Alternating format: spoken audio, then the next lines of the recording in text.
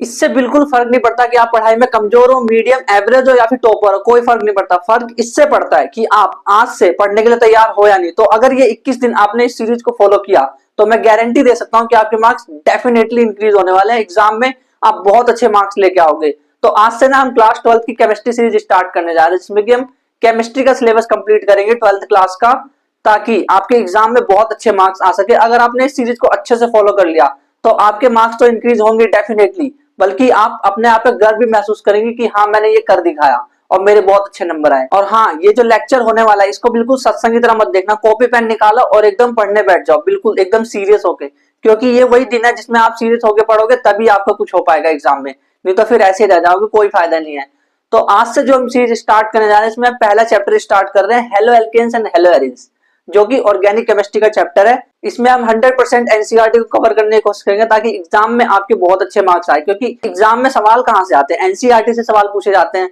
तो स्टार्ट करते हैं haloalkanes and haloarenes को। और हाँ, टेलीग्राम चैनल की लिंक डिस्क्रिप्शन में दी गई है, तो आप अगर कोई रिएक्शन, नेम रिएक्शन चाहते हैं तो वहां पे आपको वो पीडीएफ मिल जाएगी, आप वहां पे देख सकते हैं। तो उसको भी ज्वाइन करके रख लेना ताकि आपको वहां से भी कुछ बेनिफिट्स हो सके इन लास्ट दिनों में।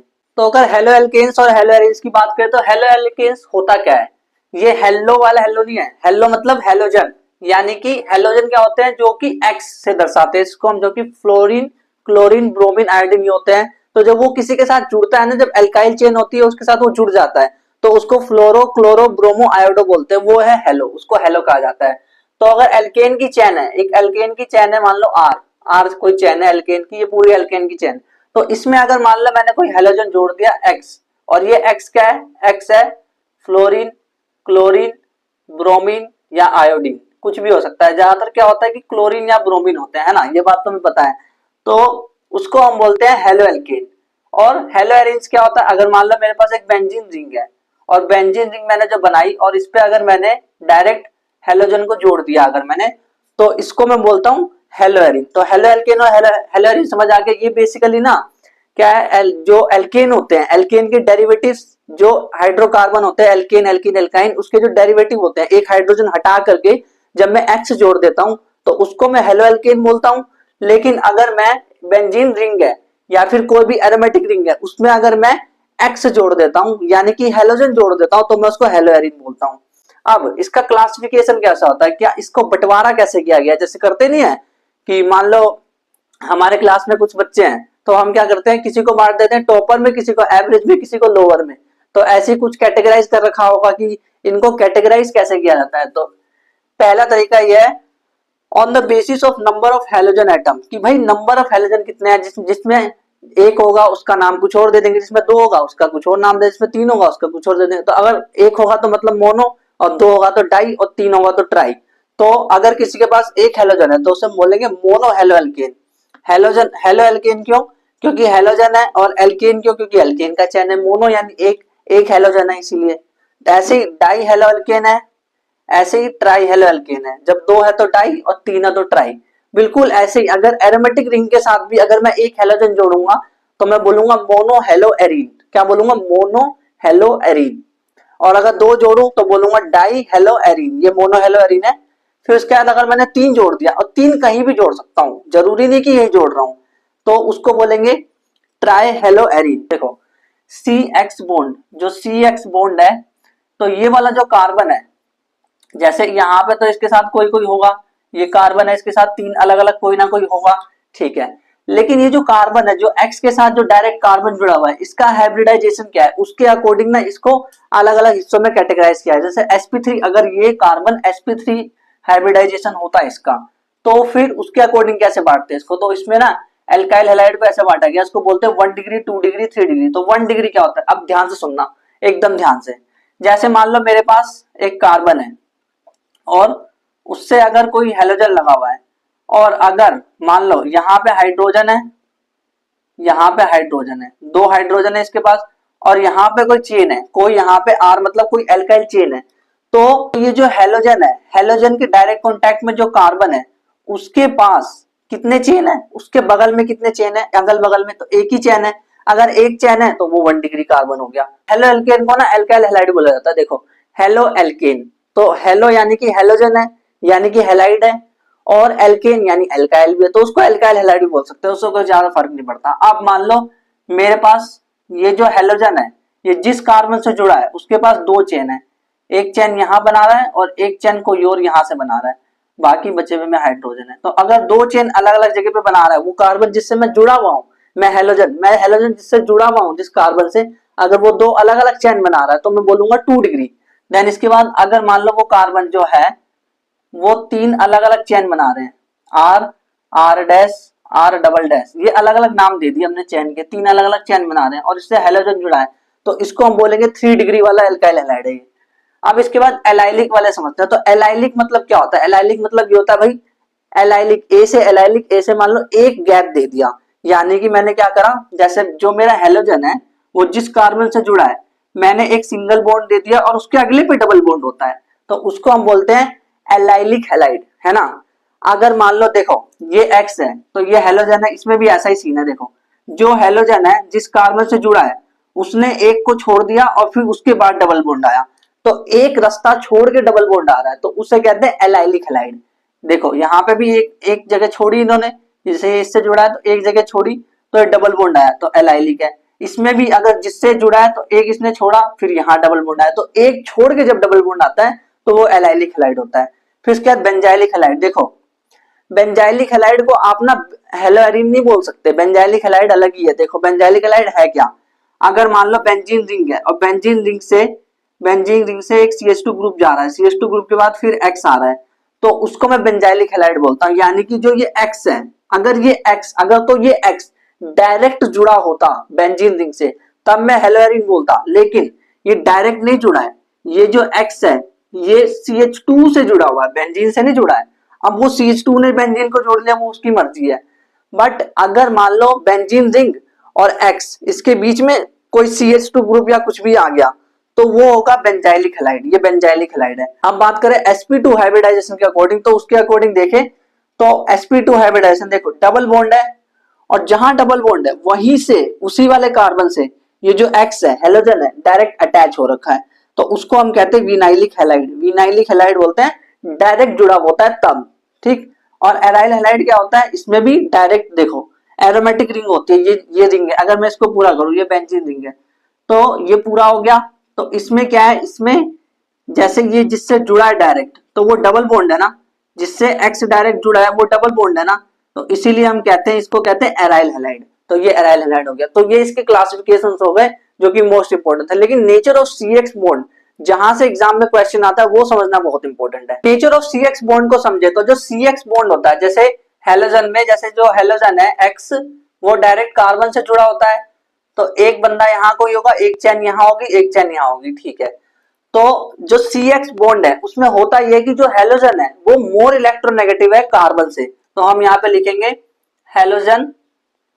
Halogen is more electronegative, electronegative ज्यादा है, हेलोजन इलेक्ट्रोनेगेटिव ज्यादा है कार्बन से, halogen is more electronegative than carbon, that's why the bond is polarised. इसकी वजह से क्या होता है, बॉन्ड जो है पोलराइज्ड हो जाता है। तो अगर ये इलेक्ट्रोनेगेटिव है, मोर इलेक्ट्रोनेगेटिव है, तो क्या होता है, इस पे ना पार्शियल नेगेटिव चार्ज आ जाता है और इस पे ये है जो ये ऑटोमेटिकली इस पे पार्शियल पॉजिटिव चार्ज आ जाता है। तो यहां पे हम लिखेंगे कि halogen bears partial negative charge while carbon partial positive charge. तो इसकी वजह से क्या होता है ना, ये जो बॉन्ड होता है ये बॉन्ड ओवरऑल ये बॉन्ड पोलर हो जाता है, पोलर, ये बात इन्होंने बोला। तो ये जो बॉन्ड है इन्होंने एक पोल क्रिएट कर लिया यानी एक डाइपोल क्रिएट कर लिया है। तो अब एक चीज समझना ध्यान से कि जैसे जैसे जैसे अगर हम बात करें तो पीरियोडिक टेबल में जब नीचे आते हैं फ्लोरीन, क्लोरीन, ब्रोमीन, आयोडीन नीचे आते हैं, तो फ्लोरीन से आयोडीन की तरफ जाते हैं तो साइज बढ़ता है ना। तो अगर मान लो इन सब में कार्बन जुड़ा हुआ है, तो ये कार्बन अगर जुड़ा हुआ है तो कार्बन की साइज तो फिक्स है, फ्लोरीन छोटा है, तो यहाँ पे अगर देखेंगे तो फिर और बड़ा हो जाएगा ये। तो ये जो इसकी बॉन्ड लेंथ है ना वो बढ़ते जाएगी, देखना। फिर उसके बाद ये कार्बन यहाँ आ जाएगा और ये यहाँ आ जाएगा। देखो जितना बड़ा साइज है, आयोडीन बहुत बड़ा है, तो आयोडीन बड़ा है तो आयोडीन दूर भी चला जाएगा कार्बन से।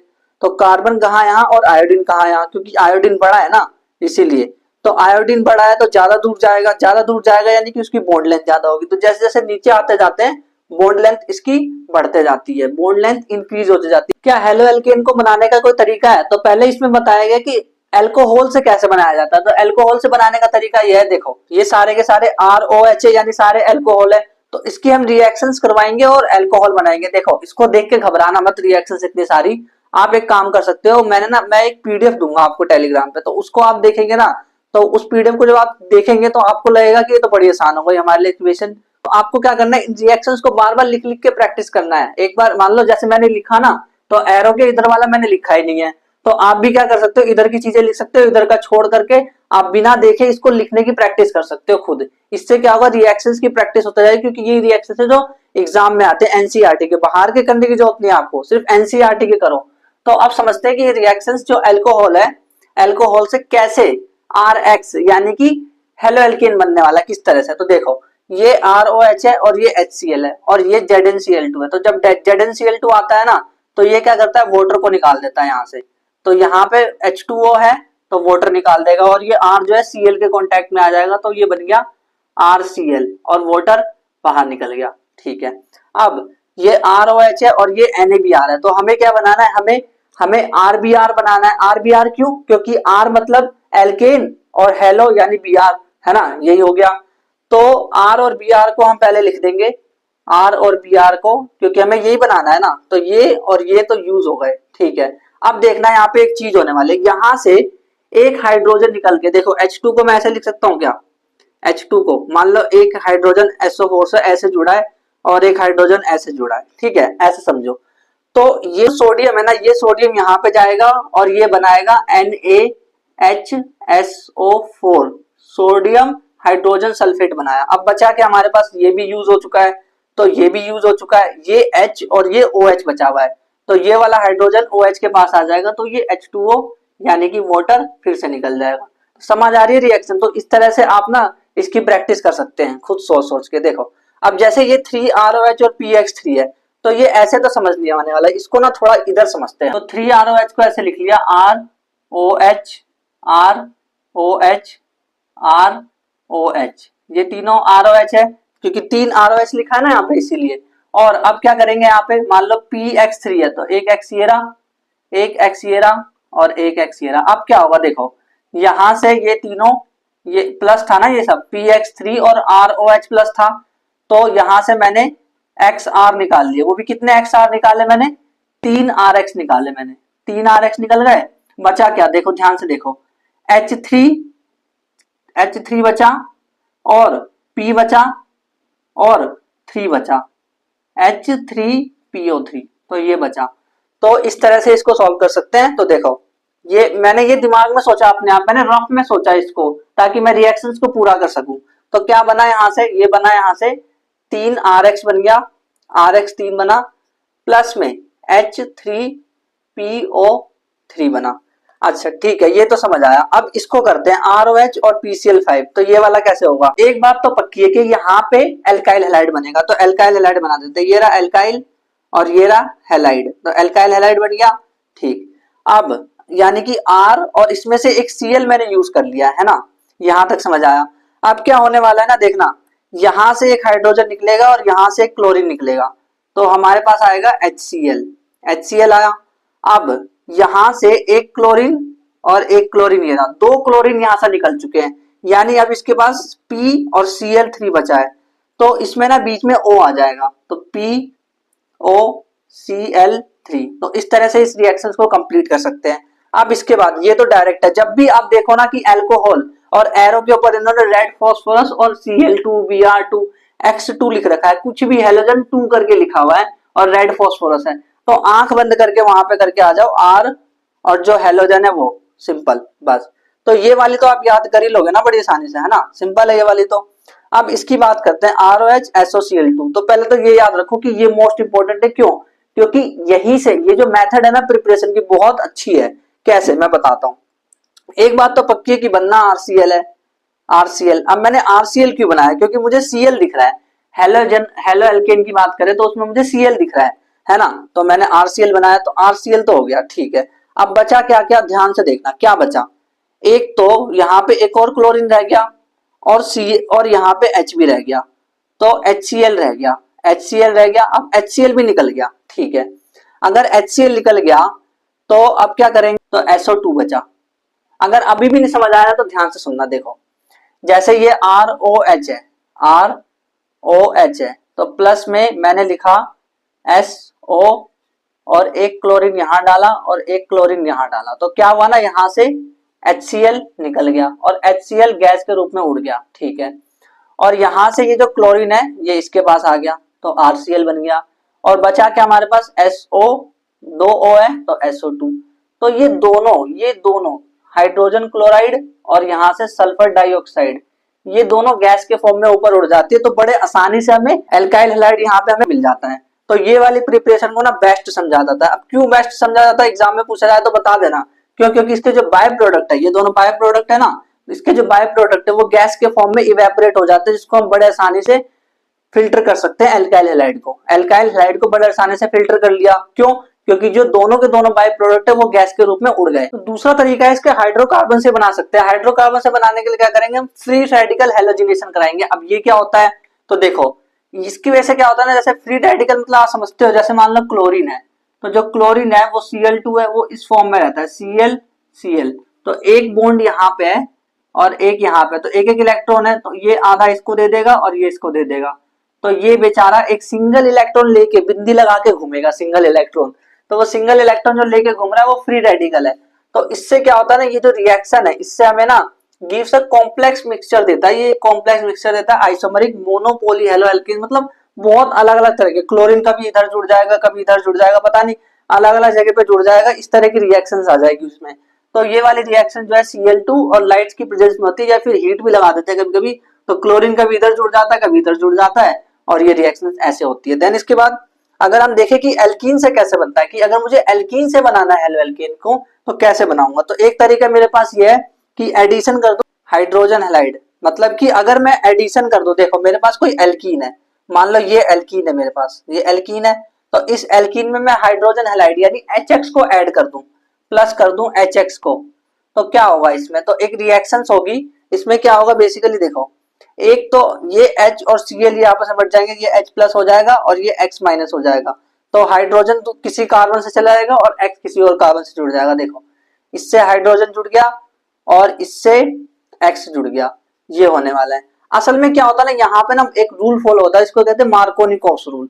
अब देखो मान लो मैंने आपसे ये पूछा CH2 डबल बॉन्ड CH, फिर उसके बाद CH3, और मैंने बोला कि HX को जोड़ो। तो अब HX को कैसे जोड़ेंगे, HX को जोड़ने के लिए हम क्या करते हैं ना, यहाँ पे अब ये जो हाइड्रोजन है इसको मैं यहाँ जोड़ू कि यहाँ जोड़ू, मुझे ये समझ नहीं आ रहा। तो मुझे ये पता होना चाहिए, इसके लिए एक सिंपल सा रूल होता है जिसको कहते हैं मार्कोनी-कॉक्स रूल। कौन सा रूल होता है, मार्कोनी-कॉक्स रूल, मार्कोनी-कॉक्स रूल। ये रूल क्या कहता है, ये रूल सिंपल सी बात कहता है कि जो पॉजिटिव वाला पार्ट होता है, जो पॉजिटिव वाला पार्ट होता है, अब पॉजिटिव पार्ट कौन सा, H प्लस है यहाँ पे, तो जो पॉजिटिव वाला पार्ट होता है ना वो वहां पे जाकर जुड़ता है जहां पे कि हाइड्रोजन ज्यादा है। तो ये पॉजिटिव है, H प्लस पॉजिटिव हो जाएगा, तो ये वहां जुड़ेगा डबल बॉन्ड में। देखो यहाँ पे हाइड्रोजन एक ही है जबकि यहाँ पे दो है, तो यहाँ पे हाइड्रोजन ज्यादा है, तो जो हाइड्रोजन ज्यादा है वहां पे एक और हाइड्रोजन आ जाएगा, यानी कि अमीर है, ये अमीर है ना हाइड्रोजन के मामले में, तो ये अमीर और अमीर हो जाएगा, यानी कि ये बन जाएगा CH3, और जो बचा हुआ X है वो यहाँ आ जाएगा, CH और X यहाँ आ जाएगा, और ये हो जाएगा CH3। तो इस तरह से ये कंपाउंड बनेगा। तो ये कौन सा रूल फॉलो करता है, मार्कोनी-कॉक्स रूल। ऐसा वो हाइड्रोकार्बन में हमने पढ़ रखा पहले ही, है ना। और दूसरा हम देखें कि एडिशन ऑफ हैलोजन की, अगर मुझे हैलोजन को ऐड करना है, जैसे ये एल्कीन दे रखा है उसमें मुझे हैलोजन को ऐड करना है, तो कैसे करूंगा, तो एक हैलोजन यहाँ लगा दूंगा, एक यहाँ लगा दूंगा, देखो। और इसको कहते हैं विसिनल डाइब्रोमाइड। विसिनल मतलब होता है कि विक डाइब्रोमाइड शॉर्टकट में बोलते हैं। इसका मतलब होता है कि एक ब्रोमीन और एक ब्रोमीन बगल बगल वाले कार्बन में, एक कार्बन फिर उसके अगले कार्बन पे ब्रोमीन, तो उसे बोलते हैं विसिनल डाइब्रोमाइड। अगर वो क्लोराइड होता तो विसिनल डाइक्लोराइड बोलते। तो इसमें ना ये याद रखना कि इसमें CCl4 का यूज होता है और ये रेडिश ब्राउन कलर आता है। अब इसको ना टेस्ट ऑफ अनसैचुरेशन में यूज किया था। अब ये क्या होता है, टेस्ट ऑफ अनसैचुरेशन का मतलब होता है कि अगर मुझे ये पता करना है कि डबल बॉन्ड किसी कंपाउंड में है या नहीं है, तो मैं क्या करूंगा, उसकी रिएक्शन करा दूंगा Br2 से, और CCl4 जो है वो उसे केमिकल डाल दूंगा ऊपर से उसमें। तो हमारा जो अगर ऐसा कुछ बन के आया तो मैं बोलूंगा हाँ भाई इसमें डबल बॉन्ड था। तो टेस्ट फॉर अनसैचुरेशन के लिए इसको यूज किया जाता है। तीसरा तरीका है हेलोजन एक्सचेंज मेथड, यानी कि हेलोजन जो है उसको आपस में मैं एक्सचेंज कर दूंगा। अब एक्सचेंज क्यों करूंगा, ये सवाल आता है, भाई वो तो पहले से ही एल्काइल हाइड्राइड है तो उसको क्यों एक्सचेंज कर रहे हो। तो भाई हमें जब कोई स्पेसिफिक चाहिए होता है, जैसे मेरे पास यहाँ पे RX है, अब यहाँ पे X क्या हो सकता है, X हो सकता है क्लोरीन या फिर ब्रोमीन। तो यानी मेरे पास यहाँ पे RCl है या फिर RBr है। तो क्या होगा ना, यहाँ पे मैं हेलोजन को एक्सचेंज कराऊंगा ताकि मेरे पास Ri आ जाए। तो क्या होगा, ये वाला इसके पास चला जाएगा, ये बोलेगा तू मेरा ले ले और मैं तेरा ले लेता हूं। तो क्या होगा, ये Ri हो जाएगा और ये NaX हो जाएगा, ये NaX हो गया। तो ये वाली जो रिएक्शन है इसको कहते हैं फिंकलस्टीन रिएक्शन। देन इसके बाद स्वार्ट्स रिएक्शन देखो, स्वार्ट्स रिएक्शन में क्या होता है, AgF का यूज किया जाता है, बट कभी कभी उसमें इनका भी यूज कर लेते हैं, Hg2F2, AgF तो आई, COF2, SbF2, इन सब का यूज भी कर लेते हैं, बट ज्यादातर जो फेमस है वो है AgF। तो AgF जो है फेमस है। वो बोलते नहीं, देखो वो बोलते नहीं स्वैग, तो स्वै और एग, स्वै एग, तो स्वैग, तो स्वैग में स्वार्ट्स रिएक्शन में AgF का यूज किया जाता है। तो इसमें क्या होगा, हेलोजन एक्सचेंज हो जाएंगे, तो ये हो जाएगा RF प्लस में AgBr, क्योंकि इन्होंने आपस में अपने हेलोजन को एक्सचेंज कर लिया, उसने बोला तू मेरा ले मैं तेरा ले लेता हूं। तो इससे ये जो भी मेथड थी ना प्रिपरेशन की, सारी की सारी इंपॉर्टेंट मेथड थी, यहाँ से एग्जाम में क्वेश्चन आते हैं। अब हेलो एरिस जो होते हैं वो कैसे बनाए जाते हैं, उनकी प्रिपरेशन मेथड क्या है वो समझना पड़ेगा कि हेलो एरिस बनता कैसे है। तो उसकी बात अगर हम करें तो वो अगर हाइड्रोकार्बन से बनेगा, तो हाइड्रोकार्बन देखो ये बेंजीन है, और बेंजीन रिंग से अगर डायरेक्ट CH3 अटैच होता है तो उसको हम टोलुइन बोलते हैं। क्या कहते हैं उसको, टोलुइन, टोलुइन। तो ये टोलुइन है, और यहाँ इससे क्या है, ये हेलोजन X2 के फॉर्म में गया, X2 के फॉर्म में गया, तो इसके बाद Fe जो है आयरन, वो डार्क में यूज किया गया।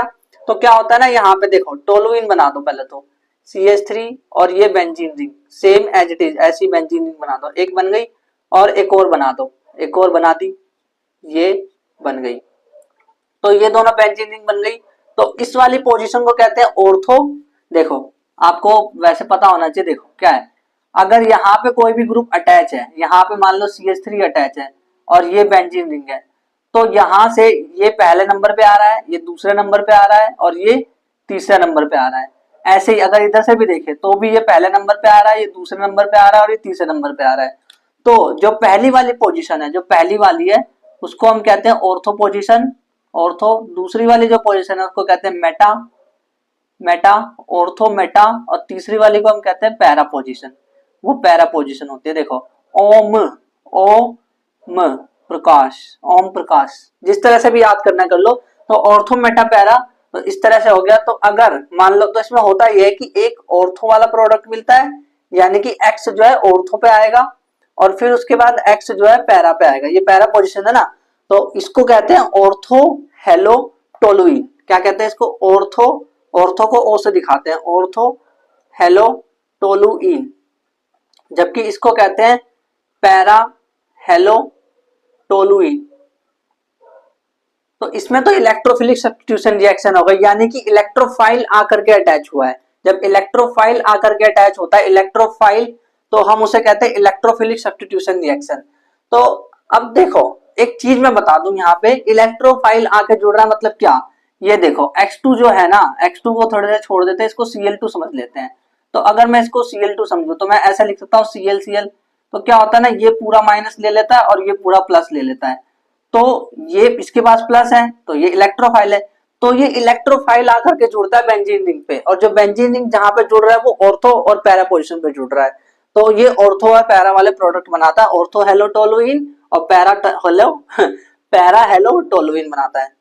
फ्रॉम अमाइंस की बात करें तो अमाइन से कैसे बनता है भाई, सेंडमेयर रिएक्शन। देखो ये जो रिएक्शन है ना, ये वाली, ये एनिलीन, इसको एनिलीन बोलते हैं। NH2 से जब NH2 जो होता है वो बेंजीन रिंग से डायरेक्ट अटैच होता है तो उसको कहते हैं एनिलीन। और जब इसमें हम Na2 डालते हैं और HX यानी HCl, HCl हो सकता है या फिर HBr हो सकता है, उसको डालते हैं हम और नीचे टेम्परेचर रखते हैं 273 से लेकर के 278 केल्विन, यानी कि 0 डिग्री सेल्सियस से लेकर के 5 डिग्री सेल्सियस एकदम ठंड वाला तापमान रखते हैं। तो हमें ना एक कंपाउंड मिलता है, इसको कहते हैं N2+X- और ये बेंजीन डाइअजोनियम हैलाइड बोलते हैं इसको। अगर यहाँ पे क्लोरीन होता, X की जगह क्लोरीन होता तो मैं बोलता बेंजीन डाइअजोनियम क्लोराइड। अगर आयोडीन होता तो मैं कहता बेंजीन डाइअजोनियम आयोडाइड। तो ये बेंजीन डाइअजोनियम हैलाइड बना है। तो अब इसके बाद क्या होगा ना, यहाँ से दो रिएक्शन, दो तरह से चीजें हो सकती है। हो सकता है इससे कोई रिएक्ट करे और वो कोई कौन है, Cu2X2। अगर वो रिएक्ट करेगा तो क्या होने वाला है, देखो बनना तो वही है। बनना क्या है, बनना क्या है, हेलोएरिन बनना है। तो हेलोएरिन क्या होता है, हेलोएरिन होता है X और उसके बाद बेंजीन रिंग से डायरेक्ट अटैच, ये होता है हेलोएरिन। तो ये बन गया। और N2 गैस जो है, ये वाली जो N2 गैस है, N2 ये गैस के फॉर्म में निकल जाती है N2। देन इसके बाद इसमें भी ऐसा ही होने वाला, बनना तो हेलोएरिन ही है। तो हेलोएरिन बनेगा X X और फिर उसके बाद अब यहाँ पे ध्यान से सुनना, यहाँ पे Cu के पास X था तो इसीलिए यहाँ पे X आया था, बट यहाँ पे K के पास I है, पोटेशियम आयोडाइड में I है, तो यहाँ पे X नहीं आएगा, ठीक, यहाँ पे आएगा I। और जो I है वो डायरेक्ट अटैच होगा बेंजीन रिंग से, तो ये बेंजीन रिंग से डायरेक्ट अटैच है और हमें N2 भी मिलेगा एज अ गैस। तो ये इसकी रिएक्शन हो गई, इसको कहते हैं सेंडमेयर रिएक्शन। तो इस तरह से इसकी प्रिपरेशन हो गई। जो जो मेन जैसे जो भी हेलो एल्केन और हेलो एरिन की प्रिपरेशन मेथड थी, वो आपको रिएक्शंस बार बार लिख लिख के जब आप देखोगे ना खुद ही, तब आपको याद होगी। ऐसे याद नहीं होने वाली कि सोच रहे हो कि एक बार लिख लिया और फिर उसका टेंशन ले जा रहे हो कि याद होगा कि नहीं होगा, इतना भयंकर है क्या है। तो ऐसे तो कभी नहीं होने वाला। बट अगर आप इस रिएक्शंस को, जैसे मैंने कहा ना कि आप इस रिएक्शन को जैसे इतना लिख लिया, इतना वाला हिस्सा लिख लिया, बाकी का बचा हुआ खाली छोड़ दो और आप खुद बार बार लिख लिख के देखो कि वो लिख पा रहा हूँ कि नहीं, प्रैक्टिस कर पा रहा हूँ कि नहीं। मैं जैसे इस रिएक्शंस को मैंने यहाँ तक छोड़ रखा था ना, अब उसके बाद आप इसको खुद बना करके देखो कि इसका ये आ रहा है कि नहीं आ रहा है, ये इस तरह से तो खुद करके देखना है आपको। अगर हम फिजिकल प्रॉपर्टीज की बात करें तो फिजिकल प्रॉपर्टी तो बहुत सारी दे रखी है, डेंसिटी, सोलिबिलिटी और बहुत सारी। बट आपके एग्जाम में सबसे इंपॉर्टेंट है मेल्टिंग और बॉइलिंग पॉइंट, और दोनों के लिए सेम ट्रेंड होता है, सेम चीज फॉलो होती है।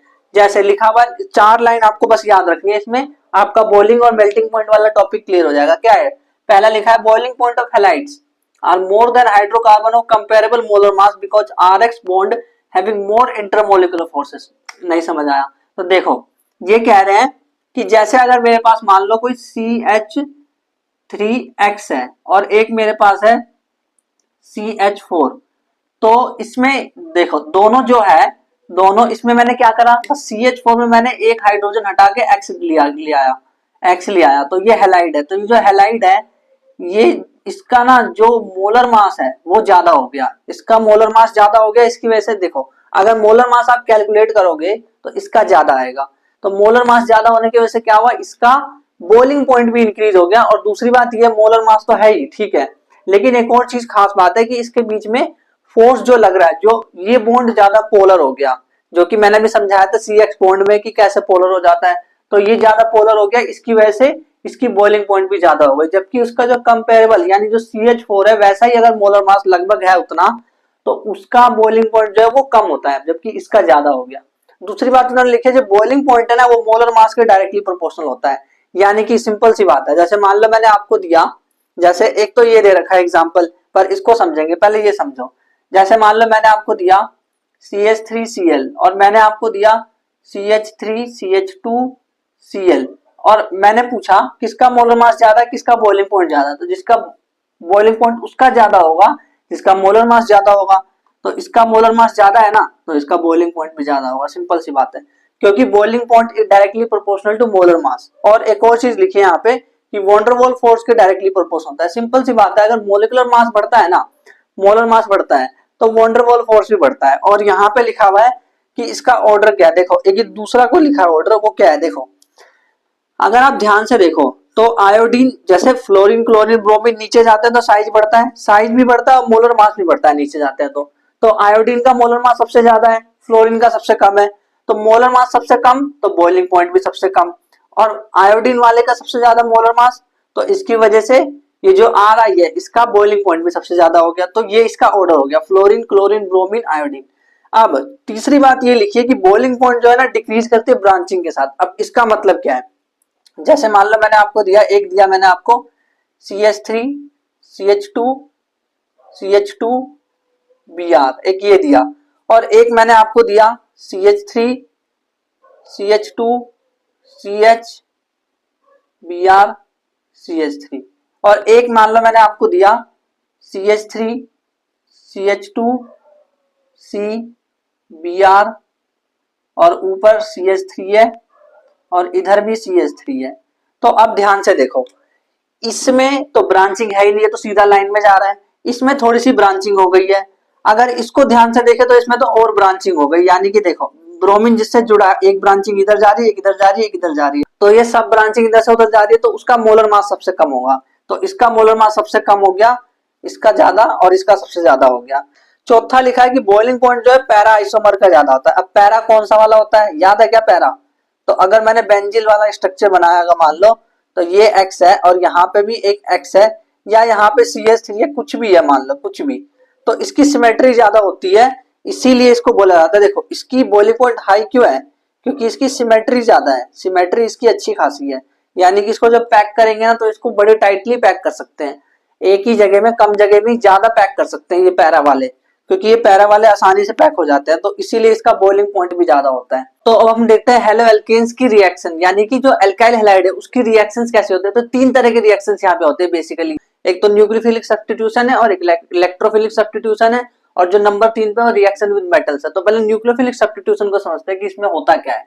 तो जैसा कि नाम से पता चल रहा है, तो न्यूक्लियोफाइल आ करके सब्स्टिट्यूट करेगा, यानी कि देखना क्या होने वाला है। जैसे मान लो मेरे पास एक ग्रुप है RX, ये क्या है, ये एल्काइल हैलाइड है, ये एल्काइल हैलाइड है ना। तो एक न्यूक्लियोफाइल आया, बाहर से एक न्यूक्लियोफाइल आया, न्यूक्लियोफाइल मतलब जो न्यूक्लियस का लवर होता है, और जो न्यूक्लियस का लवर होगा वो खुद माइनस में होगा, तभी तो न्यूक्लियस से प्यार करेगा, है ना। तो ये जो होता है ये यहाँ पे प्लस होता है और ये यहाँ पे माइनस होता है, पार्शियल नेगेटिव और पार्शियल पॉजिटिव होता है। तो ये जो होता है ना न्यूक्लियोफाइल, ये आकर के इससे जुड़ना चाहता है और ये बोलता है कि भाई तू निकल जाए यहाँ से, अब मैं आ गया हूँ। तो क्या होता है, ये R जो है न्यूक्लियोफाइल ये इससे जुड़ गया, और ये जो X है ये बेचारा अलग भटक रहा है अब, ठीक है। तो ये हो जाता है इसमें, यानी कि न्यूक्लियोफाइल ने आ करके, न्यूक्लियोफाइल यहाँ पे आया, इसने सब्स्टिट्यूट कर दिया, इसको बोला चल निकल मैं आऊंगा अब यहाँ पे, तो न्यूक्लियोफाइल सब्स्टिट्यूट हो गया।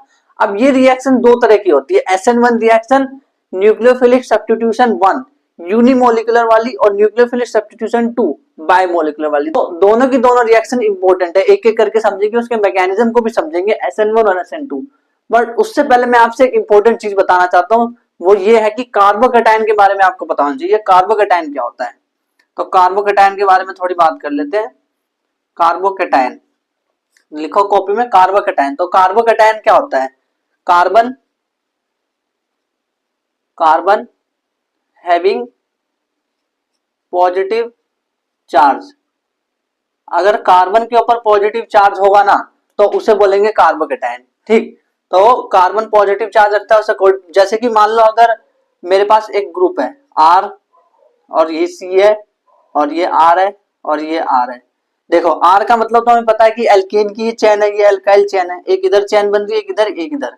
तो अगर ये ऐसे है और यहाँ पे मान लो यहाँ पे ये जो है ये पॉजिटिव है, मैंने बोला ना कार्बन पॉजिटिव वाला वो होता है कार्बोकैटायन, पॉजिटिव वाला कार्बन कार्बोकैटायन होता है, ठीक है, ये समझ आया। ऐसे ही एक और होता है जो कुछ ऐसा दिखता है, दोनों तरफ आ रहा है लेकिन इस तरफ H है और ये पॉजिटिव है, और एक ऐसा है दोनों तरफ आ रहा है, नहीं दोनों तरफ इसमें H है, इसमें दोनों तरफ H है, सिर्फ एक ही तरफ आ रहा है इसमें, और ये पॉजिटिव ही है। तो पॉजिटिव वाले जो कार्बन होते हैं उसको हम कहते हैं कार्बोकैटायन। तो कार्बोकैटायन जो होता है इसको भी हम कैटेगराइज करते हैं, जैसे जो पॉजिटिव वाला कार्बन है अगर उससे तीन चेन है, तीन चेन, एक चेन, दो चेन, तीन चेन, तो उसको हम बोलते हैं 3 डिग्री कार्बोकैटायन। और अगर उससे दो चेन जा रही है, एक चेन ये जा रही है, एक चेन ये, हाइड्रोजन को छोड़ दो, अभी हाइड्रोजन तो उसका कोई फायदा नहीं है, वो तो है ऐसे नाम के लिए ना, वो तो अब जब स्ट्रक्चर भी बनाते हैं तो हाइड्रोजन थोड़ा ना दिखाते हैं, वो तो नाम के लिए बंदा। तो एक चेन इधर जा रही है, एक चेन इधर जा रही है, तो ये हो गया 2 डिग्री कार्बोकैटायन। और इसमें सिर्फ एक ही चेन है तो ये हो गया 1 डिग्री कार्बोकैटायन, है ना। तो अब देखना ध्यान से समझना, ये बेचारा जो कार्बन है ना ये पॉजिटिव है, यानी कि इलेक्ट्रॉन का भूखा है, इसके पास इलेक्ट्रॉन है ही नहीं, अगर इसको कहीं से इलेक्ट्रॉन मिल गया ना तो इसको मजा आ जाएगा। तो अब एक काम होता है इसके साथ, कि ये जो चेन होता है ना, ये इसे एल्काइल ग्रुप बोलते हैं। ये एल्काइल ग्रुप ना इसे थोड़ा थोड़ा इलेक्ट्रॉन दे रहे होते हैं, थोड़ा थोड़ा इलेक्ट्रॉन दे रहे होते हैं, तो इसकी वजह से ये ना स्टेबल हो जाता है। तो 3 डिग्री कार्बोकेटायन सबसे ज्यादा स्टेबल होता है इसीलिए। जबकि यहाँ पे इसको इसको इलेक्ट्रॉन देने के लिए यहाँ पे बहुत कम लोग हैं, 2 ही लोग हैं बस, 2 ही लोग हैं। बेचारा इलेक्ट्रॉन का भूखा है क्योंकि प्लस है, तो इलेक्ट्रॉन का भूखा है। इलेक्ट्रॉन की भूख 3 बंदे ने ज्यादा अच्छे से पूरी कर पाए, जबकि 2 कम नहीं उतना कर पाएंगे। बट अगर एक अकेला होगा तो वो भी उतना अच्छे से नहीं कर पाएगा उसकी भूख पूरी। मतलब इलेक्ट्रॉन की भूख कब पूरी होगी, जब इलेक्ट्रॉन देने वाले ज्यादा से ज्यादा बंदे होंगे, तो इसमें ज्यादा से ज्यादा बंदे इलेक्ट्रॉन देने वाले, तो ये होता है 3 डिग्री कार्बोकेटायन और ये हाईली स्टेबल होता है।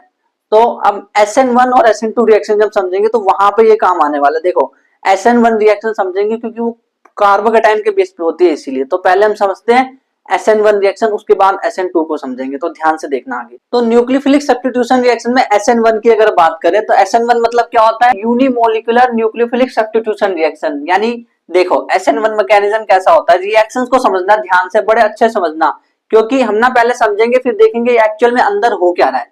तो देखो इसमें क्या होता है, कोई भी अगर एल्काइल हैलाइड है तो उससे न्यूक्लियोफाइल आता है, जैसे कि मैंने बताया था कि न्यूक्लियोफिलिक सब्स्टिट्यूशन में क्या होता है, एल्काइल हैलाइड होता है और न्यूक्लियोफाइल आता है। तो ये एल्काइल हैलाइड है, न्यूक्लियोफाइल आया तो इसने इसको बोला भाई तू निकल यहाँ से, तो ये निकल के यहाँ अकेला साइड में हो गया और ये इससे आके जुड़ गया तो ROH बन गया। ये होता है इसमें।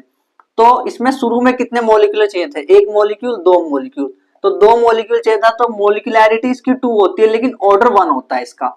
अब इसको SN1 क्यों कहते हैं, तो यहाँ पे क्या है, रेट जो है वो सिर्फ RX यानी एल्काइल हैलाइड की, जो एल्काइल हैलाइड का जो रिएक्टेंट है उसके प्रोपोर्शनल है, बस उसके कंसंट्रेशन के प्रोपोर्शनल है। तो अगर एक ही चीज के प्रोपोर्शनल है तो इसीलिए वो यूनिमोलिकुलर है, यानी यूनिमोलिकुलर न्यूक्लियोफिलिक सब्स्टिट्यूशन यानी SN1 रिएक्शन है। जैसे मान लो मैंने एक ना क्या लिया, मैंने एक ये एल्काइल है पूरा और ये हैलाइड है, तो मैंने एक एल्काइल हैलाइड लिया और ये 3 डिग्री वाला लिया मैंने। क्यों 3 डिग्री वाला क्यों लिया, क्योंकि 3 डिग्री वाले में आसान होता है ये करना। अब क्यों, अभी मैं बताता हूँ। देखो जैसे ये 3 डिग्री है तो ये 3 डिग्री वाला एल्काइल हैलाइड है, इसमें ये NOH है, तो NOH क्या होगा, ये Na प्लस बन जाएगा और ये OH माइनस बन जाएगा। तो जो OH माइनस है वो एक असल में न्यूक्लियोफाइल है, तो वो क्या बोलेगा, भाई तू यहां से निकल मैं यहां आऊंगा, तो OH यहां आ जाएगा और Br साइड हो जाएगा, तो ये NaBr अलग से बन जाएगा। तो अब ये देखते हैं कि ये रिएक्शन एक्चुअल में अंदर हो कैसे रही है, किस तरह से हो रही है, स्टेप वाइज देखेंगे कि एक्चुअल में हो क्या रहा है इस रिएक्शन के अंदर। तो स्टेप 1 में ऐसा हो रहा है कि भाई पहले तो कार्बोकेटाइन बनेगा, तो कार्बोकेटाइन कैसे बनेगा ध्यान से देखना। हमारे पास ये वाला रिएक्टेंट था, ये रिएक्टेंट हमारे पास है जो कि स्टेबल है, तो हमने क्या किया ना, पोलर प्रोटिक सॉल्वेंट। अब ये क्या होता है अभी बताऊंगा। तो पोलर प्रोटिक सॉल्वेंट जो होता है उसकी प्रेजेंस में ये रिएक्शन जो है, इसने क्या किया, ये जो ब्रोमीन है ये बाहर निकल गया, तो जब ये बाहर निकला तो हमें कुछ ऐसा मिला। अब ये जो मिला है ध्यान से देखो, ये कार्बोकेटाइन है, तो ये कार्बोकेटाइन और ये कार्बोकेटाइन है, तो ये यहाँ पे देखो, यहाँ पे ये स्टेबल था अच्छा खासा। जब कोई चीज अगर आयनिक हो जाती है तो उसके अंदर ना एक एनर्जी सी आ जाती है कि भाई मुझे जल्दी से किसी से जाकर के जुड़ना है, किसी से जुड़ना है। तो देखो ऐसा हुआ कि ये जब ये यहाँ से जब ब्रोमीन गया तो ये बंदा ऐसा दिखने लग गया। अब इसको लगा कि ये तो मैं तो, ये जबरदस्ती इसको ऐसा होना पड़ा है, जबरदस्ती होना पड़ा है, तो वो धीरे धीरे हुआ है यानी कि स्लो हुआ है। और जो स्लो स्टेप होती है वो रीडिटरमाइनिंग स्टेप होती है, केमिकल काइनेटिक्स में पढ़ा हुआ है। तो ये रेट डिटरमाइनिंग स्टेप हो गई, यानी यही एक स्टेप है जो कि रेट डिटरमाइनिंग है, इस पे रेट डिपेंड कर रही है। यानी ये अगर तेज हो गई तो रिएक्शन भी तेज हो जाएगी, ये अगर धीरे हो गई तो रिएक्शन भी धीरे हो जाएगी। तो पोलर प्रोटिक सॉल्वेंट क्या होता है, पोलर प्रोटिक सॉल्वेंट वो होता है जो कि प्रोटॉन को रिलीज करते हैं, जैसे हाइड्रोजन जो है H+ वो वाटर से आता है, और जो अल्कोहल है, अल्कोहल भी H को छोड़ देता है, H+ को, तो प्रोटॉन छोड़ देता है, तो वो होता है पोलर प्रोटिक सॉल्वेंट जो कि प्रोटॉन को रिलीज करता है। तो ये वाली स्टेप समझ आ गई, यहां तक अभी तक 3 डिग्री कार्बोकेटाइन फॉर्म हो गया है ना। अब क्या होगा, इस पे एक्चुअल में अब एक न्यूक्लियोफाइल आके अटैक करेगा। देखो जैसे ये 3 डिग्री कार्बोकेटाइन बना, एक्चुअल में ऐसा ही दिखता है, ये ट्राइगोनल प्लेनर इसका स्ट्रक्चर होता है ना। तो sp2 हाइब्रिडाइज होता है कि नहीं होता है, तो ये ऐसे करके होता है इसका। तो OH माइनस है, OH माइनस क्या है एक्चुअल में, न्यूक्लियोफाइल। तो अब क्या होगा भाई, ये तो आयंस में प्लस में, तो ये बोलेगा भाई मैं प्लस प्लस में नहीं रहना चाहता, मैं तो एक्चुअल में कुछ बनना चाहता हूँ, मुझे किससे जुड़ना है। तो एक न्यूक्लियोफाइल बोलेगा कि मैं आ सकता हूँ, मैं आके जुड़ जाऊं तेरे में, तो बोलेगा हाँ जुड़ जा। तो बोलेगा मैं इधर से आऊं या फिर मैं इधर से आऊं, तो बोलेगा कि इधर से भी आ जा। तो अगर तो वो इधर से आएगा, अगर वो इधर से आएगा, देखो तो क्या बनेगा, हमारा बनेगा CH3 C CH3 CH3 और ये इधर से आया ना तो ये OH। तो अगर ये इधर से आया, एक तरीका तो ये हो गया, दूसरा तरीका ये हो गया कि भाई पीछे से भी आ सकता है। तो पीछे से आएगा तो कैसा दिखेगा, CH3 C CH3 CH3 और ये OH इधर से आया ना, पीछे से आया ना, इसीलिए। तो अगर तो ये आगे से आएगा, ये आगे से आएगा तो इसको हम बोलेंगे रिटेंशन, रिटेंशन।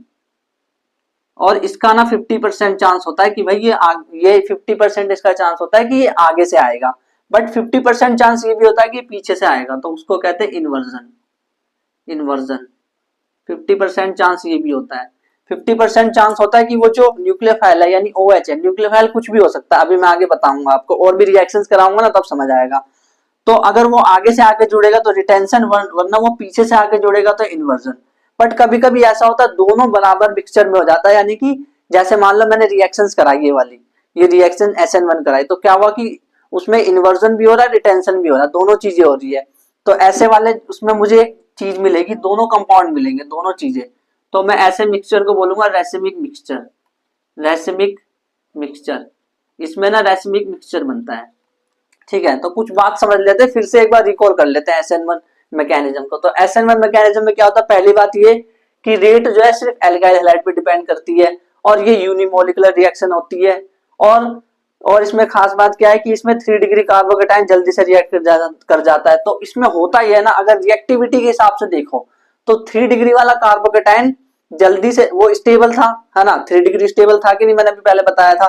तो 3 डिग्री जल्दी स्टेबल हो गया था, तो 3 डिग्री वाला ज्यादा रिएक्टिव होता है, और रिएक्टिव होता है फिर उसके बाद 2 डिग्री फिर 1 डिग्री, क्योंकि 3 डिग्री देखो 3 डिग्री वाला कार्बोकेटाइन जो है वो स्टेबल हो जाता है बनने के बाद, जल्दी से बन जाएगा तो स्टेबल हो जाएगा, लेकिन 2 डिग्री उतना जल्दी नहीं होता स्टेबल, 1 डिग्री भी उतना जल्दी नहीं होता। जब भी 3 डिग्री दिख जाता है ना तो भाई साहब वो इतना स्टेबली कंपाउंड बना लेता है, इतनी जल्दी रिएक्ट कर जाता है SN1 से। तो अगर SN1 की रिएक्टिविटी देखे कि कौन पहले रिएक्ट करेगा, रिएक्टिविटी अगर हम देखें कि पहले कौन रिएक्ट करेगा, तो पता है पहले 3 डिग्री कार्बोकेटाइन रिएक्ट करेगा जल्दी, सबसे जल्दी, फिर 2 डिग्री करेगा, फिर 1 डिग्री। सबसे जल्दी कौन रिएक्ट करेगा, 3 डिग्री कार्बोकेटाइन, ठीक है। तो SN1 रिएक्शन समझ आ गई बिल्कुल अच्छे से। अगर नहीं समझ आया तो फिर से बैक करके देखो, क्योंकि बहुत इंपॉर्टेंट है ये। एग्जाम में न्यूक्लियोफिलिक सब्स्टिट्यूशन से SN1 या SN2 दोनों में से एक ना एक रिएक्शंस का मैकेनिज्म या फिर कहीं ना कहीं से MCQ किसी भी तरह से कोई ना कोई सवाल पूछ ही लेते हैं एग्जाम में, तो ध्यान से जरूर देखना इस वाले पोर्शन को। तो अब SN2 मैकेनिज्म की बात कर लेते हैं। जो SN2 वाला रिएक्शन है, न्यूक्लियोफिलिक सब्स्टिट्यूशन बाइमोलिकुलर वाला रिएक्शन, तो इसमें क्या होता है, इसकी ऑर्डर जो है 2 होती है, इसीलिए इसको बाइमोलिकुलर कहा जाता है। और जो रेट होता है ना वो एल्काइल हैलाइड पे भी डिपेंड करता है और न्यूक्लियोफाइल पे भी करता है। अब न्यूक्लियोफाइल पे कैसे डिपेंड कर रहा है रेट, ये मैं समझाऊंगा, देखो ध्यान से सुनना। देखो रिएक्शन तो वही है सेम, RX होता है एल्काइल हैलाइड और OH जो है न्यूक्लियोफाइल वो आ जाता है, तो X यहाँ साइड में निकल जाता है तो ROH बन जाता है। रिएक्शन तो वही है, न्यूक्लियोफिलिक में ये होता है, बट एक्चुअल में हो क्या रहा है देखो। जैसे ये CH3 है और ये X है, तो ये एल्काइल हैलाइड है ना। अब क्या होगा, जो OH है, OH देखो, X जो है ना यहाँ पे X ये कंफ्यूज है, ये बोलेगा कि भाई SN1 में तो ऐसा हो रहा है कि SN1 में वो X बाहर निकल के जा रहा है तो मैं भी निकल के जा रहा हूं, तो ये थोड़ा सा ना कंफ्यूज दिखेगा। तो कंफ्यूज लगेगा तो OH माइनस आएगा, न्यूक्लियोफाइल यानी कि आएगा, और न्यूक्लियोफाइल बोलेगा अच्छा तू उधर जाना चाहता है तो जाना, तेरे को रोका है क्या किसी ने। तो वो क्या करेंगे, वो अब ना ये बोलेगा भाई तू एक काम कर, तू जा, तेरे को कोई नहीं रोक रहा, तू जा। तो वो बोलेगा ठीक है मैं जा रहा हूँ, तो वो जाने की कोशिश करेगा। देखो अब क्या होने वाला है, ये तो इसका है चेहरा और ये वाला है चेहरा। अब क्या होगा, ये बोलेगा कि भाई मैं ना जाने की कोशिश कर रहा हूँ, मैं जा रहा हूँ, तो बोलेगा तू जा, बट मैं यहाँ पे आ रहा हूँ, अब तू जा रहा है मैं आ रहा हूँ। तो ये जो यहाँ पे ये जो स्टेट बनती है, जो ऐसे वाला स्टेट की ये थोड़ा थोड़ा जा रहा होता है बाहर, जबकि ये थोड़ा थोड़ा अंदर आ रहा होता है, तो इस स्टेट को कहते हैं ट्रांजिशन स्टेट। ये है ट्रांजिशन स्टेट, ट्रांजिशन स्टेट। तो अब देखो, अब ये आगे निकल गया, इधर से ये चला गया। अब पीछे से क्या है, OH आया हुआ है, पीछे से OH आया हुआ है, और ये पूरा निकल के अलग चला जाएगा। देखना ये जो है पूरा X, ये पूरा ये हैलाइड नहीं है, हैलाइड X, ये पूरा निकल करके अलग चला गया है, और यहाँ पे हमें मिल गया है रिएक्शंस हो गई है, इसकी रिएक्शंस हो गई है। देखो यही तो होना था कि न्यूक्लियोफाइल जो है उसको आकर के सब्स्टिट्यूट कर जाए और वो खुद आकर के अपना रैन बसेरा यहाँ पे कर ले, मतलब रहने लगे, है ना। तो उसने x माइनस जो है वो हट गया वहां से और ये यहाँ पे आ गया। तो अब ध्यान से सुनो, इसमें हुआ क्या है, क्या इसमें ऐसा हुआ है कि इसके पास दो ऑप्शन था क्या, कि ये आगे से भी आ जाए और पीछे से भी आ जाए, ऐसा कुछ था नहीं, वो सिर्फ पीछे से आया है। तो इसमें 100% इन्वर्जन होता है, इसको कहते हैं 100% इन्वर्जन। क्या कहते हैं इसको, 100% इन्वर्जन, पूरी तरह से इन्वर्जन ही हुआ है। क्यों भाई, जब तक ये निकलेगा नहीं तब तक ये कैसे आएगा। और ऐसा अगर मान लो ये निकल गया तो ये तो फिर SN1 हो जाएगा ना, बट ऐसा नहीं होता। यहाँ SN2 में ऐसा होता है कि जब तक X से नहीं निकलेगा तब तक OH नहीं घुसेगा, OH आकर के उसको कंफ्यूज करेगा।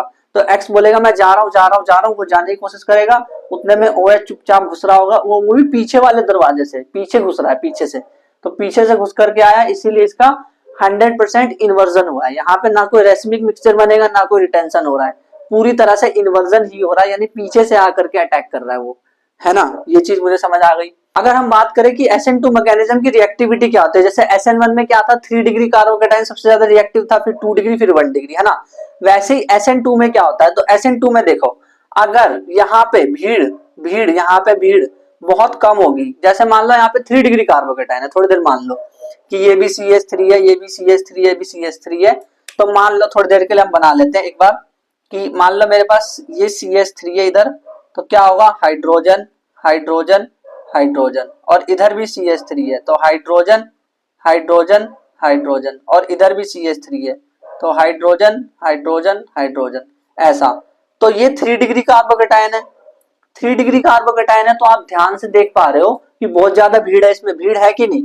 तो यार ये बताओ ना कि इसमें जो OH माइनस है उसको कहीं से घुसने की जगह मिलेगी, वो तो बोलेगा भाई मैं तो नहीं जा रहा भीड़ में, मेरे को तो जाने की जगह नहीं मिलेगी। कि ये तो बिल्कुल ऐसा ही है ना, ऐसा होता है ना कि अगर बहुत सारे बंदे हैं गली में, पीछे वाले दरवाजे से कोई चोर आना चाहता है मान लो, पर पीछे वाले दरवाजे पे बहुत सारे लोग रह रहे हैं, बहुत सारे लोग उधर आ रहे हैं जा रहे हैं कुछ काम कर रहे हैं, तो क्या चोर पीछे वाले दरवाजे से आ जाएगा, नहीं आएगा। बट वही अगर बंदे ना हो तो उसका आना बहुत आसान हो जाएगा, तो बड़े आसानी से आ जाएगा। तो बिल्कुल ऐसे ही 3 डिग्री कार्बोकेटाइन में जो न्यूक्लियोफाइल है उसका घुसना मुश्किल है, SN2 मैकेनिज्म में 3 डिग्री कार्बोकेटाइन में न्यूक्लियोफाइल का घुसना मुश्किल है।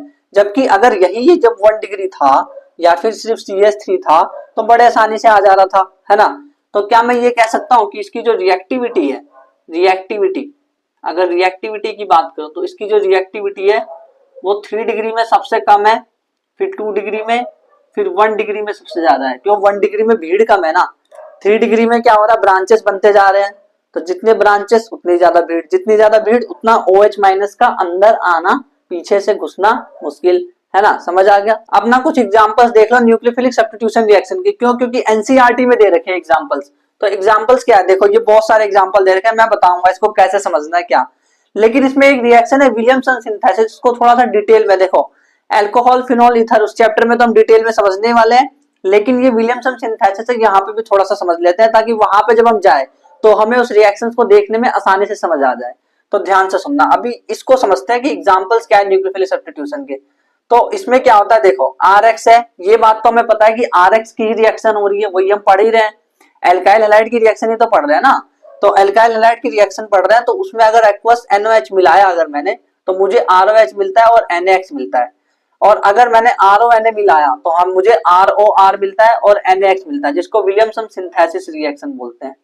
देन उसके बाद ये वाली रिएक्शन, ये और ये और ये और ये चारों मैं आपको एक साथ याद कराता हूँ कैसे, देखो KCN है और यहाँ पे KNO2 है, इन दोनों पे फोकस करो अभी, KCN और KNO2। तो KCN जो है RCN बना रहा है और KX बना रहा है, KX, X और K ये जुड़ गया और R और CN जुड़ गया, है ना। और अगर KNO2 की बात करें तो KNO2 में K जो है X के साथ जुड़ गया, KX बन गया और RONO बन गया। अब बात करते हैं AgCNO और AgNO2 की एक साथ, इसको मैं याद कराता हूँ, फिर उसके बाद ना आपको ये ऑटोमेटिकली याद हो जाएगा, KNO2 वाला, KNO2 और KCN वाला ऑटोमेटिकली याद हो जाएगा, AgCN और AgNO2 वाला याद हो गया। तो ध्यान से सुनो, अब जो Ag है ना उसको N पसंद है, जो Ag है उसको N पसंद है, यानी कि जब भी Ag आता है ना तो वो R को और N को डायरेक्ट जोड़ देता है। देखो ध्यान से देखो, AgCN आया तो इसने R और N को डायरेक्ट जोड़ दिया। AG आया, यहाँ पे भी AG आया है ना, AG आया तो उसने डायरेक्ट R को N से जोड़ दिया, यानी AG हमेशा R को डायरेक्ट N से जोड़ देता है। जबकि देखो दो तरीके से जुड़ सकता है ना NO2 का जुड़ने का दो तरीका, एक तो वो ONO के रूप में भी जुड़ सकता है और NO2 के रूप में भी जुड़ सकता है। तो ONO और NO2 दोनों के रूप में जुड़ सकता है, तो इसे कहते हैं एम्बिडेंटेड न्यूक्लियोफाइल। अब एम्बिडेंटेड न्यूक्लियोफाइल क्या होता है, जो दोनों तरह से जुड़ सकता है, जैसे कि हम बात करें CN साइनाइड की, तो यहाँ पे CN माइनस होता है तो ये यहाँ से भी जुड़ सकता है और ये यहाँ से भी जुड़ सकता है। जबकि अगर AgCN होगा तो कहां से जुड़ेगा, N डायरेक्ट यहाँ से जुड़ेगा। देखो जैसे कि यहाँ पे AgCN है तो R डायरेक्ट N से जुड़ेगा। ये बात समझ आ रही है।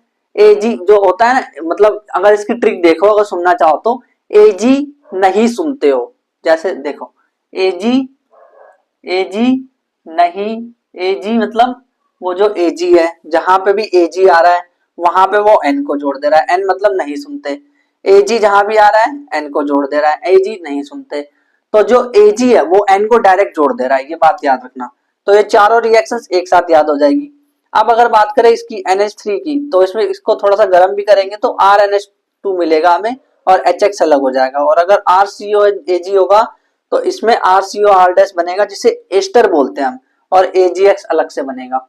अब देखो विलियमसन सिंथेसिस की अगर हम बात करें तो ये SN2 मैकेनिज्म को फॉलो करता है। अगर ये SN2 मैकेनिज्म को फॉलो करेगा तो अब ध्यान से सुनना मेरी बात, SN2 मैकेनिज्म फॉलो करेगा मतलब कि 1 डिग्री के साथ ज्यादा रिएक्टिव होगा, अच्छे से करेगा।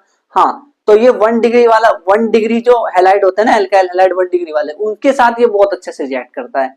बट अगर बात करें, देखो जैसे फॉर एग्जांपल 1 डिग्री लेके देखता हूं मैं, 1 डिग्री एल्काइल हैलाइड ले लिया मैंने, CH3 CH2 Cl ये ले लिया, और प्लस में मैंने यहाँ पे ले लिया RONA की जगह एक काम करते हैं, हम ले लेते हैं CH3।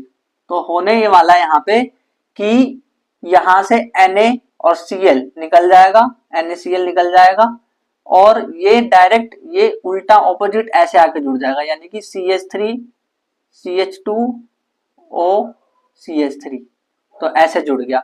ये तो ठीक है, 1 डिग्री में तो बड़ी आसानी से हो जा रहा है। बट अगर 2 डिग्री हो, 3 डिग्री हो, तो आप एक लाइन लिखो, मैं बोलना चाहूंगा एक लाइन लिखो, वो है 2 degree and 3 degree alkyl halide in Williamson synthesis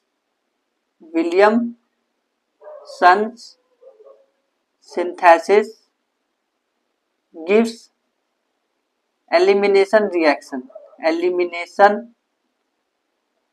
reaction, वो एलिमिनेशन रिएक्शन देता है। कैसे, ध्यान से सुनना, आप कैसे समझने की कोशिश करना। जैसे मान लो मैंने एक 3 डिग्री एल्काइल हैलाइड ले लिया, 3 डिग्री एल्काइल हैलाइड ले लिया, मान लो हर तरफ CH3 है, और यहाँ पे मैंने मान लो Cl ले लिया, तो ये 3 डिग्री एल्काइल हैलाइड है या नहीं। देखो Cl जिस कार्बन से जुड़ा है उसके अगल बगल 3 कार्बन है, तो 3 डिग्री हुआ कि नहीं, तो ये हुआ 3 डिग्री एल्काइल हैलाइड। हाँ ठीक है, यहां तक तो बात समझ आई। अगर इसको मैं जोड़ू CH3ONA से, तो यही चाहिए होता है ना, विलियमसन सिंथेसिस में यही चाहिए होता है, RONA, R की जगह CH3 आ गया, तो ठीक है। तो अब क्या होने वाला है, अब देखना। अब यहाँ पे इन्होंने बोला कि इलिमिनेशन रिएक्शन होगी, और वो इलिमिनेशन कौन सी, बीटा इलिमिनेशन, अल्फा बीटा, तो ये बीटा पोजीशन। तो अब क्या करेंगे, इसको मैं CH3 को ऐसे लिख सकता हूँ, CH2 और एक और H, तो यहां से क्या होगा, HCl निकल जाएगा, माइनस HCl हो जाएगा, तो ये क्या हो जाएगा, इलिमिनेशन हो गया, तो CH3C, और यहाँ पे ये डबल बॉन्ड बन गया, तो ये एक इलिमिनेशन रिएक्शन हो गया। विलियमसन सिंथेसिस में 1 डिग्री मैकेनिज्म, 1 डिग्री वाला अच्छे से रिएक्ट करता है, क्यों, क्योंकि SN2 रिएक्शन का मैकेनिज्म यहाँ पे काम कर रहा है। जबकि 2 डिग्री और 3 डिग्री हो ना, तब मुसीबत हो जाएगी, तब इलिमिनेशन रिएक्शन हो जाती है, वहां पे ये प्रॉब्लम होने वाली है। अब एल्काइल हैलाइड की दूसरे रिएक्शन की बात करते हैं, जो कि इलिमिनेशन रिएक्शन है। एक्चुअल में ये बीटा इलिमिनेशन है, आपकी एनसीईआरटी में इलिमिनेशन लिखा है। तो इलिमिनेशन रिएक्शन क्या होती है, देखो जब ना एल्काइल हैलाइड होता है, CH3 CH2 Cl है ना, तो एल्कोहलिक केज। अब पता कैसे चलेगा आपको कि भाई ये जो रिएक्शन है ये बीटा एलिमिनेशन है, तो अब सिंपल से एक बात याद रखो, जब भी आपको एल्कोहलिक KOH दिख जाए, एल्कोहलिक वाला, देखो एक एक्वस KOH भी होता है, एक्वस वाला नहीं कह रहा मैं, कह रहा हूं एल्कोहलिक KOH दिख जाए, तब क्या करना है, तब करना है आपको बीटा एलिमिनेशन। बीटा एलिमिनेशन मतलब क्या, कि देखो ये क्लोरीन है तो इसके बगल वाला जो है हाइड्रोजन, यहां से अगर मान लो हाइड्रोजन होता तो एक हाइड्रोजन यहां निकला होता तो HCl, तो HCl अलग हो जाता है ना, तो यहाँ पे CH2 बन रहा है, CH2 बन रहा है। जबकि अगर मान लो जैसे एक एग्जांपल दूं मैं आपको कि ये वाला है, अब मान लो ये वाला है, तो इसमें क्लोरीन जिससे जुड़ा होता है ना कार्बन, जिस कार्बन से क्लोरीन डायरेक्ट जुड़ा होता है उसे हम अल्फा बोलते हैं, और उसके बगल वाले को बीटा बोलते हैं। तो ये भी बगल में है और ये भी बगल में है, तो दोनों ही बीटा है। तो अब मुझे बीटा वाली पोजीशन से, बीटा वाले से, जो बीटा वाला कार्बन है वहां से हाइड्रोजन को निकालना है। तो यहाँ पे कौन कौन सा प्रोडक्ट बन सकता है, देखो तो यहाँ पे क्या बनेगा, यहाँ पे बनेगा CH3 CH double bond CH ये बनेगा। और एक और चीज बनेगी, अगर इधर से बीटा एलिमिनेशन मतलब बीटा वाले पोजीशन से हाइड्रोजन निकालो, तो इधर से हाइड्रोजन निकाला, अब इधर से भी तो हाइड्रोजन निकालूंगा, तो एक बार इधर से निकाल के देखूंगा, तो इधर से निकालूंगा तो क्या बनेगा, ये CH2 और यहाँ पे डबल बॉन्ड आ जाएगा, यानी कि CH3 CH2 CH double bond CH2। तो एक तो ये प्रोडक्ट बना और एक ये प्रोडक्ट बना। ये कैसे पता करें कि कौन सा प्रोडक्ट मेजर है और कौन सा प्रोडक्ट माइनर है, मेजर यानी कौन सा प्रोडक्ट ज्यादा बनेगा इसमें और कौन सा माइनर यानी कम बनेगा। तो उसके लिए एक सिंपल सा रूल इन्होंने दिया, उन्होंने बोला है कि मेजर प्रोडक्ट आपको पहचानना है तो एक रूल लगाओ, जिस रूल का नाम है सेटजेफ रूल। तो सेटजेफ रूल क्या कहता है, सेटजेफ रूल कहता है इन एलिमिनेशन रिएक्शन, एलिमिनेशन रिएक्शन में जो alkene, the alkene in which double bond carbon have least number of hydrogen, जो डबल बॉन्ड वाला कार्बन है, सर ये डबल बॉन्ड वाला कार्बन है, तो ये पूरा डबल बॉन्ड वाला कार्बन है, तो इसमें हाइड्रोजन कितने हैं, सिर्फ 2 है। जबकि इसमें हाइड्रोजन कितने हैं, डबल बॉन्ड वाला है तो 1 2 3 है, 3 हाइड्रोजन है।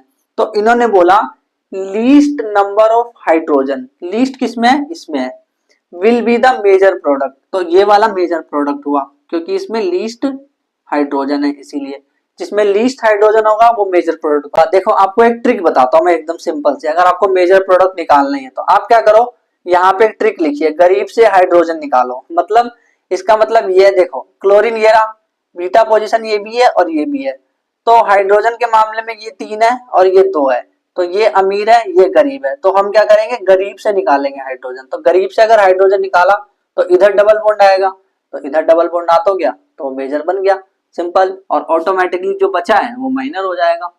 तो इलिमिनेशन रिएक्शन आपको समझ आ गई होगी एकदम से। आप एक काम करो, अभी वीडियो को पॉज करो और इलिमिनेशन रिएक्शन को ना खुद लिख करके देखो कि आप इसको लिख पा रहे हो कि नहीं लिख पा रहे हो, क्योंकि एग्जाम में इलिमिनेशन रिएक्शन से क्वेश्चन आते हैं। तीसरा और लास्ट रिएक्शन है जो कि अल्काइल हैलाइड का है, वो है रिएक्शन विद मेटल, कि मेटल के साथ ये कैसे रिएक्ट करता है। तो देखो ये अल्काइल हैलाइड है, तो ये मेटल, मैग्नीशियम एक मेटल है, उसके साथ रिएक्ट करने जा रहा है ड्राई एथर की प्रेजेंस में। तो क्या होगा ना, ये मैग्नीशियम बीच में आके घुस जाएगा, तो RMgX बनेगा, और ये जो RMgX होता है इसको कहते हैं ग्रीनार्ड रिएजेंट, इसका नाम है। ये एग्जाम में भी MCQ के फॉर्म में आ सकता है कि ग्रीनार्ड रिएजेंट क्या होता है, तो RMgX होता है। तो अब क्वेश्चन पूछा है कि why Grignard reagent is prepared in anhydrous condition, बहुत ही फेमस क्वेश्चन है, एग्जाम में आता भी है कभी कभी। तो ये पूछा है कि ग्रिग्नार्ड रिएजेंट को जब बनाते हैं तो उसे एनहाइड्रस यानी बिना पानी वाली कंडीशन में क्यों बनाते हैं, ड्राई क्यों, यहाँ पे ड्राई क्यों है, बिना पानी वाली कंडीशन में क्यों बना रहे हैं इसको। तो इसका सिंपल सा जवाब है because it react with water to form hydrocarbon. देखो जैसे अगर ये ग्रिग्नार्ड रिएजेंट है RMgX, तो ये ग्रिग्नार्ड रिएजेंट है और ये वाटर है, वाटर क्या होता है H2O, H और OH, तो ये OH माइनस है और ये OH प्लस है। अब होने क्या वाला है ना कि जो H प्लस है ये R के पास आ जाएगा, तो अगर ये R के पास आ जाएगा तो ये RH बन जाएगा। तो अगर अब थोड़ी देर के लिए ऐसा करते हैं, R की जगह हम C2H5 लिख देते हैं, थोड़ी देर के लिए R की जगह मैंने लिख दिया C2H5 ताकि आपको बड़े आसानी से समझ आए, देखना। तो अब मैंने यहाँ पे C2H5 लिख दिया, C2H5, H5 ये था और एक और हाइड्रोजन आके जुड़ा तो ये C2H6 बन गया। तो C2H6 ये तो एल्केन है यानी कि हाइड्रोकार्बन है, तो हाइड्रोकार्बन बन गया, प्लस ये जो OH है ना OH वो Mg से आकर जुड़ गया Mg, तो Mg और इससे OH आके जुड़ गया, बाकी X तो पहले से जुड़ा हुआ है। तो इसने एक हाइड्रोकार्बन फॉर्म किया, ये हाइड्रोकार्बन है ना, ये क्या है, इथेन है ना, ये इथेन, तो इथेन वाला हाइड्रोकार्बन है ये, तो इसीलिए ये इससे रिएक्ट करके हाइड्रोकार्बन ना बना ले, इसीलिए इसको एनहाइड्रस कंडीशन में प्रिपेयर किया जाता है। अब 3 इंपॉर्टेंट रिएक्शन बताऊंगा मैं आपको, उसको आप याद कर लेना। देखो 3 रिएक्शन, वो भी मेटल वाली ही रिएक्शंस है। देखो पहली रिएक्शन है Wurtz reaction, Wurtz reaction, Wurtz reaction, इसको याद कर लेना एज इट इज, बड़ा आसान होगा वैसे आपके लिए याद करना। जैसे अगर एल्काइल हैलाइड है, प्लस में 2 सोडियम है, प्लस में एक और एल्काइल हैलाइड है RX, बस उल्टा लिख दिया उसको मैंने, तो ये भी एल्काइल हैलाइड है। तो होने ये वाला है कि ड्राई ईथर की प्रेजेंस में ये क्या होगा, ये यहां से X निकाल लेगा दोनों तरफ से, तो X इधर से निकाला और 2Na और X, तो क्या मैं ये लिख दूं 2NaX, हाँ 2NaX लिख दिया, और ये क्या बना RR, तो ये जो बना है RR, ये क्या है एल्केन है, एल्केन।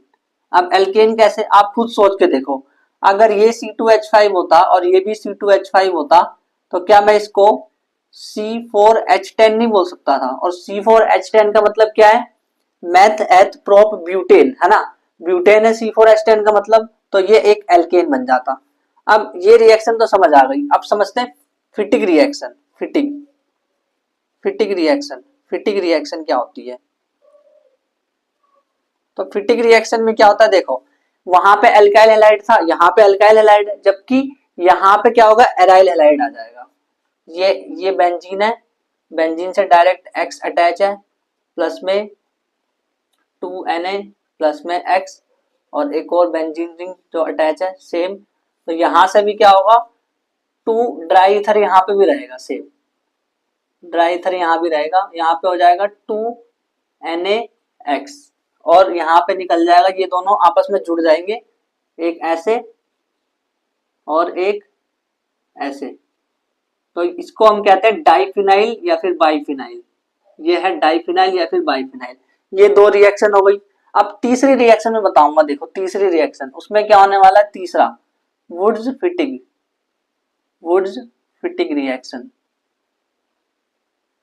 वुड्स फिटिंग रिएक्शन की अगर मैं बात करूं तो इसमें क्या होता है, देखो मेरे पास RX है, प्लस में 2 सोडियम यहाँ भी है क्योंकि मेटल ले रहा हूं ना मैं, प्लस X, और एक ये एराइल हैलाइड है ना, एराइल हैलाइड है, तो यहां से क्या हो जाएगा, यहां से 2NaX इधर आ जाएगा, और ये R जो है डायरेक्ट इससे जुड़ जाएगा, ये R डायरेक्ट इससे जुड़ जाएगा।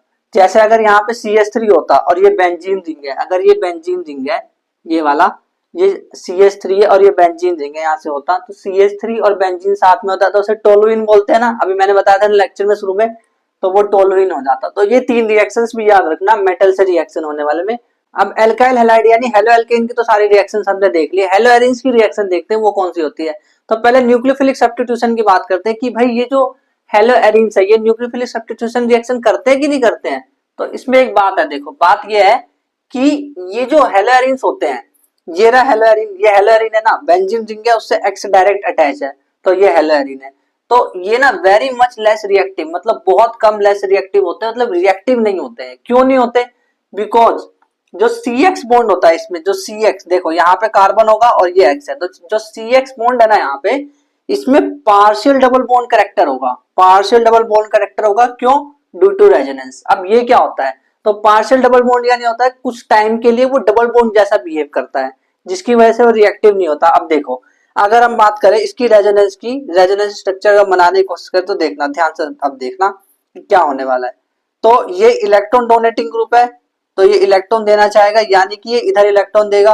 अब जब ये इधर देगा, देखो ये जब इधर देगा इलेक्ट्रॉन, इलेक्ट्रॉन के पेयर्स इधर देगा ना, ये इलेक्ट्रॉन एक एक करके तो जाता नहीं है, पेयर के रूप में जाएगा। तो इलेक्ट्रॉन के पेयर, जो ये इलेक्ट्रॉन के दोनों पेयर है इधर देगा, तो ये जो दोनों पेयर है ये ऊपर चढ़ने की कोशिश करेंगे, यानी कि ये इधर आएगा।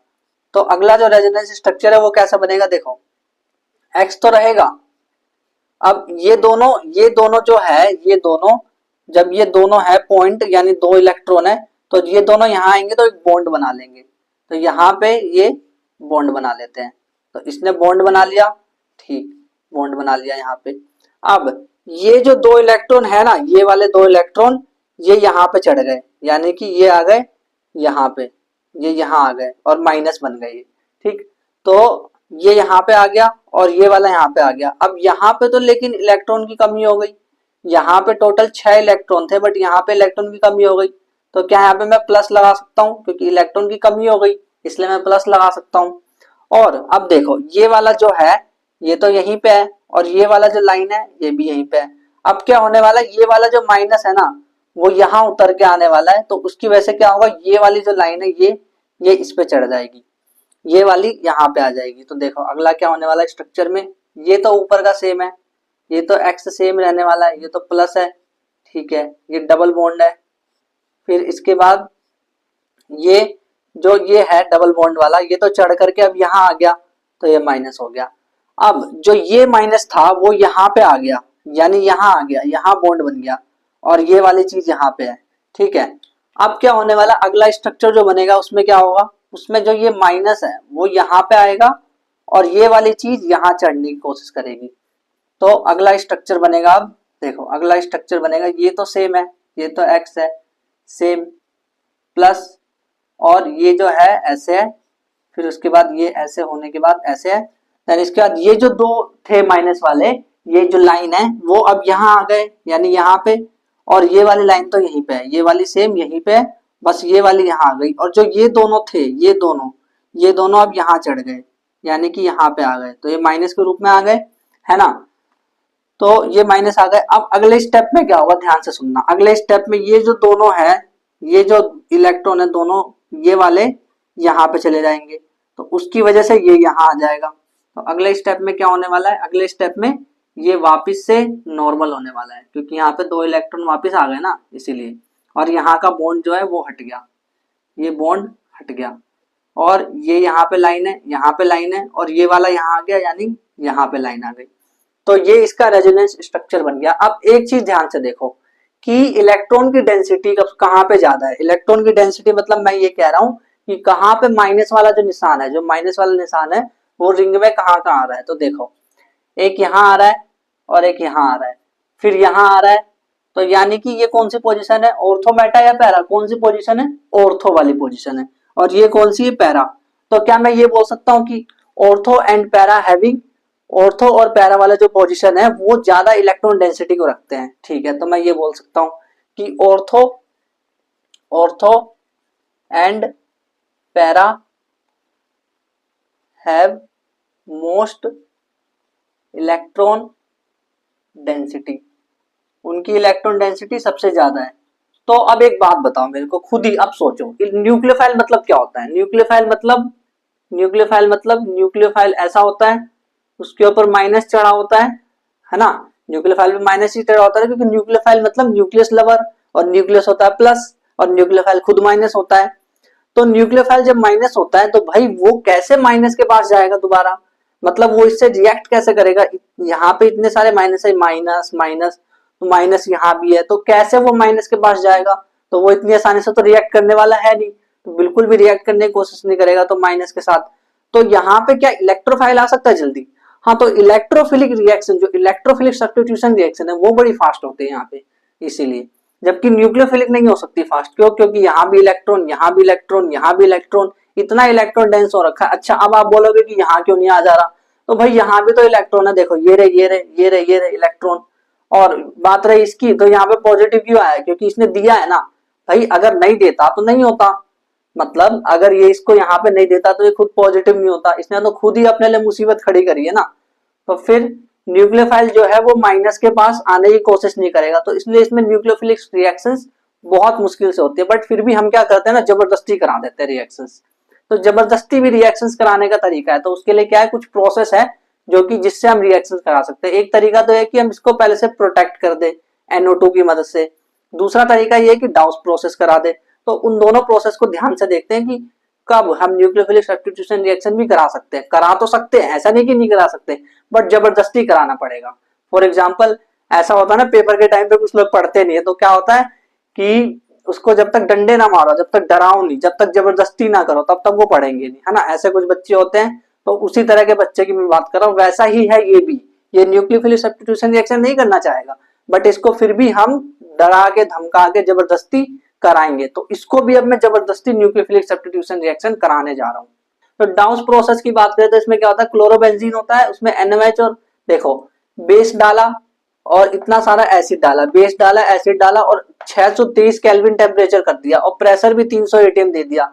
इतना सारा प्रेशर दिया, इतना टेम्परेचर किया, अब एसिड बेस पता नहीं किस किस चीज में इसको नहलाया क्लोरोबेंजीन को, तो बंदा हो गया परेशान, जबरदस्ती किया उसके साथ, तो जबरदस्ती की वजह से अब उसने रिएक्शन कर ली और उसने फिनोल बना लिया। ये फिनोल है। OH जब बेंजीन के साथ डायरेक्ट अटैच होता है तो उसको फिनोल कहते हैं। दूसरा क्या हुआ कि the presence of electron withdrawing group, जो इलेक्ट्रॉन विड्रॉइंग ग्रुप है, इलेक्ट्रॉन विड्रॉइंग ग्रुप जैसे NO2 बहुत अच्छा इलेक्ट्रॉन विड्रॉइंग ग्रुप है। ये क्या करता है, जो रिंग होती है ना बेंजीन रिंग, उसमें से सारे इलेक्ट्रॉन को खींच लेता है। तो ये क्या करेगा, ऑर्थो और पैरा पोजीशन पे ना रिएक्टिविटी को इंक्रीज कर देगा। ऐसा होता है इसके साथ। जैसे क्लोरो, यहाँ पे क्लोरीन है और यहाँ पे नाइट्रो है, तो नाइट्रो ग्रुप है, तो यहाँ पे NOH और एसिड H+ यानी प्रोटॉन एसिड से H+ लेके आए हैं वो, और 443 केल्विन पे रिएक्शंस कराई, तो OH NO2 यानी पैरा पोजीशन पे नाइट्रो है ना, देखो ऑर्थो मेटा पैरा, तो पैरा पे नाइट्रो है तो इसको कहते हैं पैरा नाइट्रोफिनोल बना। ठीक, अब इसके बाद अगर मान लो Cl है और NO2 ortho Meta ortho para और इधर भी ऑर्थो, दोनों ऑर्थो और एक पैरा पोजीशन पे अगर है, तो फिर अगर गर्म पानी लेंगे वार्म H2O तो Cl हटेगा और OH आ जाएगा। तो ऐसे करके एक स्ट्रक्चर बनेगी, ऐसे करके। तो ये जो स्ट्रक्चर बन रही है इसको कहते हैं, देखो ये 1 पोजीशन है, ये 2 है, ये 3 है, ये 4 है, ये 5 है, ये 6 है, तो 2 4 6 2 4 6 ट्राइनाइट्रोफिनोल बोलते हैं इसको। इसका नाम पिक्रिक एसिड भी है, इसको शॉर्टकट में पिक्रिक एसिड बोलते हैं। पिकनिक नहीं, पिक्रिक, पिकनिक नहीं बोल रहा, पिक्रिक एसिड, तो पिक्रिक एसिड बोलते हैं इसको 2,4,6 ट्राइनाइट्रोफिनोल को। तो सारी की सारी जो इलेक्ट्रोफिलिक रिएक्शंस है जो कि हेलो एरिन्स करते हैं, तो वो सारे के सारे एक ही स्लाइड में आ गए। देखो ध्यान से समझना आप। एक तो एक बात समझो कि सब में पैरा जो होता है, पैरा वाला वो मेजर प्रोडक्ट होता है। अभी मैं ना आपसे कुछ क्वेश्चन भी पूछूंगा जो जिसका आंसर आपको कमेंट बॉक्स में करना है, ठीक है। तो पहले तो ये सुनो कि ये क्या है, ये हेलोएरिन है ना, ये जो बेंजीन है उससे डायरेक्ट हेलोजन जुड़ा हुआ है, तो उसने रिएक्शन करी, अगर वो X2 से करेगा Fe(X3) से, तो वो क्लोरीन और X जोड़ेगा, तो ये पैरा, ये ऑर्थो है। तो जो भी जहां पे भी, जैसे अगर यहाँ पे जुड़ रहा है तो ये पैरा, तो ये भी पैरा, ये भी पैरा, ये भी पैरा, ये भी पैरा, तो सब पैरा है। तो ये पैरा वाले जो होते हैं सब में मेजर प्रोडक्ट होते हैं। तो एक चीज लिख लो कि पैरा मेजर सब में ऑल, पैरा मेजर ऑल, सब में मेजर कौन से होते हैं, पैरा वाले। तो देखो बड़ा सिंपल है, देखो ClX यहाँ पे जुड़ा पैरा पे, फिर ऑर्थो पे जोड़ दो, इसको कहते हैं हेलोजिनेशन। और इसमें जो इलेक्ट्रोफाइल होता है, जो बंदा आकर के जुड़ रहा होता है, इलेक्ट्रोफाइल यानी कि इलेक्ट्रॉन लवर। इलेक्ट्रॉन लवर कौन होगा, यानी कि माइनस का लवर कौन होगा, जो खुद पॉजिटिव होगा, है ना, तो वो खुद पॉजिटिव होता है, तो यहाँ पे X+ है। और अगर नाइट्रेशन की बात करें तो नाइट्रेशन में क्या होता है, NO2 पैरा पे आता है, फिर ऑर्थो पे आता है, नाइट्रेशन बोलते हैं NO2+, इसमें इलेक्ट्रोफाइल है, सब में प्लस ही है इलेक्ट्रोफाइल, ध्यान से देखो तो, क्योंकि इलेक्ट्रोफाइल सारे प्लस के ही होते हैं। और अगर इसमें देखे, इसको बोलते हैं सल्फोनेशन, तो SO3H पैरा पे जुड़ा, फिर ऑर्थो पे जुड़ा, तो इसमें SO3H+ जो है वो इलेक्ट्रोफाइल है, और यहाँ पे CH3 जो है वो आया। इसका जो रिएक्शन है, इसका नाम है, इसका नाम ये है फ्रीडर क्राफ्ट एल्काइलेशन रिएक्शन। अगर एग्जाम में आए तो डायरेक्ट तो कर देना। ये रिएक्शन क्या है, जो Cl और बेंजीन, Cl और एराइल जो रिंग है वो जुड़ी हुई है डायरेक्ट में, तो CH3Cl अगर एनहाइड्रस, एनहाइड्रस हाइड्रस नहीं होता, एनहाइड्रस होता है बिना पानी का, एनहाइड्रस AlCl3 जब जुड़ता है तो Cl पैरा पे जोड़ता है, ये पैरा क्लोरोटोलुइन बोलते हैं इसको, और इसको बोलते हैं ऑर्थोक्लोरोटोलुइन। तो ये है, ये फ्रीडर क्राफ्ट रिएक्शन है, और इसमें इलेक्ट्रोफाइल कौन होता है, CH3+ होता है। जबकि अगर CH3COCl ले लो और एनहाइड्रस AlCl3 ही लूं, तो क्या होगा, COCH3 जो है वो पैरा पे जुड़ेगा और ऑर्थो पे जुड़ेगा, और इसे बोलते हैं फ्रीडर क्राफ्ट एसाइलेशन रिएक्शन। और ये CH3CO पॉजिटिव है, यानी कि इलेक्ट्रोफाइल इसमें ये है। तो ये सारे के सारे एक सिंगल सीट में आ गए, आप लिख लो इसको, ठीक है। तो बहुत इंपॉर्टेंट है इलेक्ट्रोफाइल, जितने भी इलेक्ट्रोफिलिक सब्स्टिट्यूशन रिएक्शन जो हेलो एरिन्स के हैं वो सारे सिंगल पेज में आ गए। अब इसके बाद ना पॉली हेलोजन कंपाउंड देखेंगे हम। तो उससे पहले मैं आपसे कुछ क्वेश्चन पूछना चाहूंगा जिसका आंसर आप मुझे कमेंट करना, ठीक है। पॉली हेलोजन जो है लास्ट टॉपिक है, तो पहले कुछ क्वेश्चन है उसका आंसर कॉमेंट करना, मुझे कॉमेंट करना। पहला क्वेश्चन मैं आपसे ये पूछना चाहूंगा कि बीटा इलिमिनेशन में क्या लिया जाता है, एल्कोहलिक KOH लिया जाता है या फिर एक्वस KOH लिया जाता है? कमेंट करना इसका आंसर। पहला क्वेश्चन ये है। दूसरा क्वेश्चन मैं ये पूछूंगा कि जो वुड्स रिएक्शन है, वुड्स रिएक्शन, वुड्स याद है, वुड्स भी याद है, फिटिंग और वुड्स फिटिंग दोनों याद है, तो मैं ये पूछना चाहता हूँ कि जो वुड्स रिएक्शन है, वुड्स रिएक्शन, उसमें जो प्रोडक्ट बनता है वो प्रोडक्ट होता क्या है? प्रोडक्ट क्या होता है? प्रोडक्ट एल्केन होता है या फिर प्रोडक्ट एल्कोहल होता है? बताओ, दोनों में से एक आंसर है। मैं ऑप्शन भी देते चल रहा हूँ।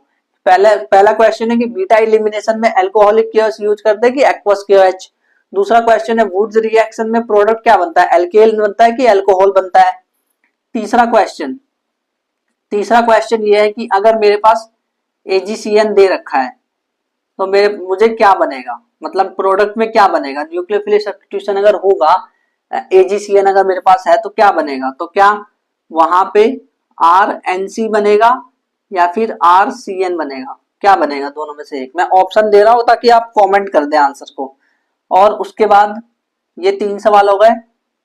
चौथा सवाल अगर मैं पूछना चाहूं तो अगर मान लो मेरे पास क्या कहते हैं, मेरे पास AgNO2 है, AgNO2 है, तो मेरे को क्या मिलेगा? क्या मेरे को RNO2 मिलेगा या मेरे को RONO मिलेगा? और लास्ट सवाल जो मैं पूछना चाहूंगा वो ये है कि जो आपको आगे का लेक्चर देख के जवाब देना होगा। तो क्वेश्चन ये होगा जो आगे से मैं पूछ रहा हूँ, पहले से ही पूछ के रख रहा हूँ। फुल फॉर्म ऑफ DDT जो अभी मैं पढ़ाने वाला हूँ, फुल फॉर्म ऑफ DDT की फुल फॉर्म बतानी है कि DDT की फुल फॉर्म क्या होती है। तो अब हम पॉली हैलोजन कंपाउंड्स को देखते हैं। उससे पहले वीडियो को पॉज करो और जल्दी से इनके आंसर्स करो। 4 के आंसर्स कर दो, 5वें का आंसर, या फिर मन नहीं है तो कोई बात नहीं, जब लेक्चर खत्म हो जाएगा तो खत्म होते ही आप इस 5 के आंसर कर देना, क्योंकि जब तो आपको यही पता होगा फुल फॉर्म ऑफ DDT। तो पॉली हैलोजन कंपाउंड्स को देखते हैं, उसके बाद इस चैप्टर को खत्म करते हैं। तो पहला है डाइक्लोरोमीथेन। डाइक्लोरोमीथेन को मिथाइलिन क्लोराइड भी बोलते हैं, जिसका फॉर्मूला होता है CH2Cl2। और ट्राइक्लोरोमीथेन जिसमें कि देखो 3 क्लोरो है, ट्राइक्लोरो मतलब 3 क्लोरीन और मीथेन यानी CH बचा है यहाँ पे। तो यूज क्या है इसका? फ्रीऑन प्रोडक्शन में इसका यूज करते हैं और प्रिजर्व करते हैं एनाटॉमिकल स्पेसिमेन। जैसे कोई मान लो कोई डेड ऑब्जेक्ट है ना, डेड बॉडी है अगर किसी की, तो उसको अगर कोई भी स्पेसिमेन है तो उसको प्रिजर्व कैसे करते हैं? तो वो चीज प्रिजर्व करते हैं उसको किसमें? इसको क्लोरोफॉर्म में। देन उसके बाद ये क्लोरोफॉर्म वही है, इसका यूज उसमें भी करते हैं। जैसे आपको मान लो कोई किडनैप कर रहा है किसी को, तो क्या करेगा? क्लोरोफॉर्म सुंघा देगा, तो उसका यूज होता है वहां पे भी। बट ऐसा करना नहीं चाहिए, लोग करते हैं पता नहीं क्यों। तीसरा ट्राई आयोडोमीथेन, आयोडोफॉर्म बोलते हैं, इसका फॉर्मूला CHI3। ये ना येलो PPT बनाता है। और आयोडोफॉर्म टेस्ट नाम से आपके सिलेबस में एक टेस्ट भी दे रखा है, तो उसको भी हम पढ़ेंगे आगे जब चैप्टर में पहुंचेंगे कभी। तो DDT की अगर हम बात करें तो DDT की फुल फॉर्म होती है para para para para dichloro diphenyl trichloro ethane इसकी है। अब इथेन क्यों है? क्योंकि देखो बनता कैसे, पहले ये समझ लो। जब ये समझ जाओगे तो अपने आप समझ जाओगे कि दिखता कैसा है ये। तो क्लोरोबेंजीन चाहिए होता है 2। देखो ये बेंजीन है, बेंजीन का हाइड्रोजन मैंने निकाल करके लिख लिया है पहले ही। बेंजीन का हाइड्रोजन इसमें भी निकाल करके लिख लिया है और क्लोरीन इससे अटैच है, तो ये क्लोरोबेंजीन बोलते हैं इसको। 2 क्लोरोबेंजीन ले लिए। और ये है क्लोरल। क्लोरल का फॉर्मूला देखना, CCl3 और CHO, CCl3 और CHO है ना, ये इसका फॉर्मूला है। अब क्या होगा देखो, यहां से H2O वाटर, क्योंकि H2SO4 मैंने दिया है और H2SO4 जो है डिहाइड्रेटिंग एजेंट होता है, यानी वाटर निकाल करके फेंक देता है। तो इसने H2O निकाला यहां से, तो अगर ये H2O निकाला तो अब ये कैसा दिखेगा? अब ये ऐसा दिखेगा। अब ये रही इसकी बेंजीन रिंग और ये Cl, ये रही इसकी बेंजीन रिंग और ये वाला इससे अटैच हो जाएगा डायरेक्ट यहाँ पे H से, और ये CCl Cl Cl, तो ये क्या बना? ये बना DDT, dichloro diphenyl trichloro ethane. देखो ध्यान से देखो, dichloro 2 chlorine, dichloro 2 phenyl, diphenyl, dichloro diphenyl, trichloro, trichloro है ना 3 क्लोरीन, ट्राइक्लोरो और मेथ एथ इथेन। समझ आया कैसे इसका फॉर्मूला बना और ये दिखता कैसा है? Dichloro diphenyl trichloro ethane. तो ये है DDT। अब आपको क्या करना है, कमेंट में जो भी मैंने क्वेश्चन आपसे पूछे थे उसके आंसर्स कर देने हैं। और इसके PYQs अगर आपको देखना है तो लेक्चर तो बहुत लंबा हो गया ऑलरेडी, मुझे पता है देखो लास्ट टाइम बचा हुआ है, बट मैं क्या करूं, लेक्चर तो लंबा होगा, बट लेक्चर लंबा होगा वो इंपॉर्टेंट नहीं, आपने नोट्स बनाए ना, ये आपने जो वन शॉट देखा ये आपने पहली बार देखा है, अब आप कब देखोगे, जब नोट्स में आपको प्रॉब्लम आएगी तब आपको क्या करना है, अपना इन टेक्स्ट के और एनसीईआरटी के क्वेश्चन के सॉल्यूशंस देखने हैं, जो कि आपको गूगल पे या कहीं भी मिल जाएंगे। और अगर कोई डाउट हो तो नीचे कमेंट कर देना। इसके जो प्रीवियस ईयर क्वेश्चन है वो आपको टेलीग्राम चैनल पे मिल जाएंगे, तो वहां पे आप देख लेना क्वेश्चंस को अच्छे से और समझने की पूरी कोशिश करना कि ये क्वेश्चन कैसे सॉल्व हुआ अपनी तरफ से। मतलब ये जो 20-21 दिन जो है ना केमिस्ट्री के लिए, उसमें हमें खुद भी बहुत मेहनत करनी है जम करके। और हाँ, ये बात याद रखना कि ये एग्जाम आपकी जिंदगी का सबसे अच्छा एग्जाम होने वाला है।